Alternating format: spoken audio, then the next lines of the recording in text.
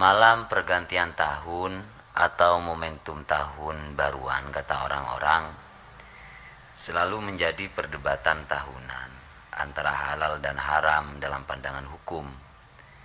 Saya termasuk orang yang enggan memperdebatkan hukum perayaan malam tahun baru Masehi. Ya, karena ini terlalu remeh untuk dijadikan alasan berdebat di setiap akhir tahun. Halal dan haram bukan melekat pada perayaannya, itu menurut saya, tetapi lebih pada perilaku dan dengan apa kita mengisi pergantian tahun ini. Bila kita merayakannya dengan hal-hal yang dilarang oleh agama, seperti pesta miras, seks bebas dengan pasangan yang belum halal secara agama misalnya, atau hal lain yang memang dianggap melanggar secara syar'i, misal gara-gara tahun baru sampai lupa sholat yang wajib, ya tentu dilarang. Gak perlu nunggu perayaan tahun baru. Di waktu-waktu biasa pun ya haram secara hukum. Melihat realitas perayaan tahun baru haruslah bijaksana. Jadikan momentum ini sebagai wasilah atau perantara bagi kita untuk memperbaiki diri, baik sebagai makhluk sosial ataupun sebagai hamba di hadapan Tuhan. Kita mesti pandai memilih acara di saat malam perayaan tahun baru.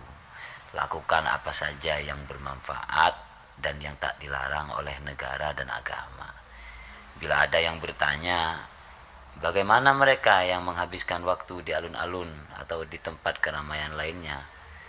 Bukankah itu pekerjaan yang sia-sia? Jawaban saya sih, jangan tergesa-gesa menyimpulkan sesuatu, apalagi yang menyangkut orang lain. Kita tidak pernah tahu apa yang terjadi pada masing-masing diri.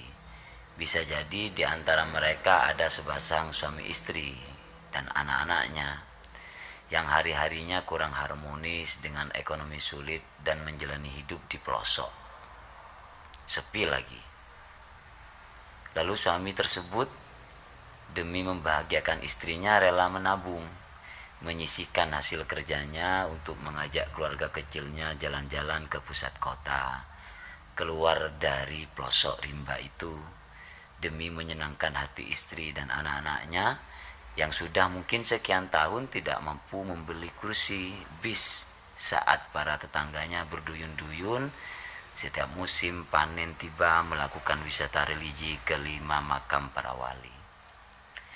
Ya, apa salah bila ada seorang bocah yang juga ingin menikmati indahnya letupan kembang api sekalipun tidak melesat dari tangannya sendiri? Atau apakah berdosa bagi seorang istri untuk juga tahu ramainya alun-alun kotanya sendiri, agar saat pulang ke pelosok nanti ia tidak lagi bengong melihat para ibu-ibu tetangganya bercerita tentang indahnya gemerlap lampu kota yang dibangun dengan cara korupsi? Apakah berlebihan juga bagi keluarga kecil ini menikmati hidangan warung Padang setahun sekali di pusat kota?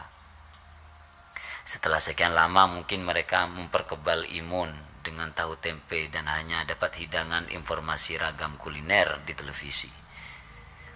Kadang kita selalu menolak ragam perayaan sosial yang sifatnya sosial atau kebudayaan karena alasan agama, bid'ah atau dianggap bagian dari tasyabuh.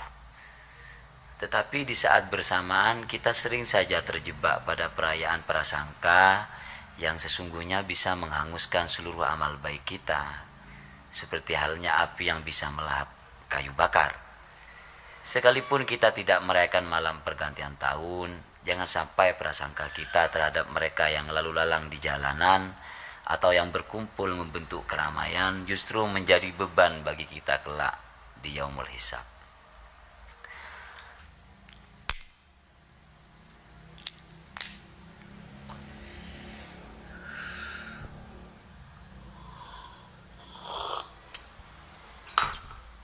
Selamat tahun baru 2022. Semoga tahun kemarin menjadi refleksi atas kebaikan lelaku dan sikap kita di hari-hari yang akan datang. Silahkan ramaikan tahun baru dengan hal-hal yang bermanfaat. syukuri hari kemarin, lalu himpun harapan untuk hari esok. Saya sendiri merayakan malam pergantian tahun di rumah bersama kerabat, sanak famili, teman sejawat, dan beberapa kucing kesayangan. Ditemani beberapa ekor ayam untuk kita panggang. Ya, berbagi kemesraan, mendekatkan yang jauh dan merapatkan yang dekat. Menghimpun energi gotong royong untuk kebaikan generasi selanjutnya dan mengenang jasa leluhur yang saya yakini masih ada bersama kami sampai saat ini. Perayaan selanjutnya akan saya nikmati bersama kekasih di sepertiga malam dengan lantunan syair-syair cinta dan lantunan salam untuk khairul umam.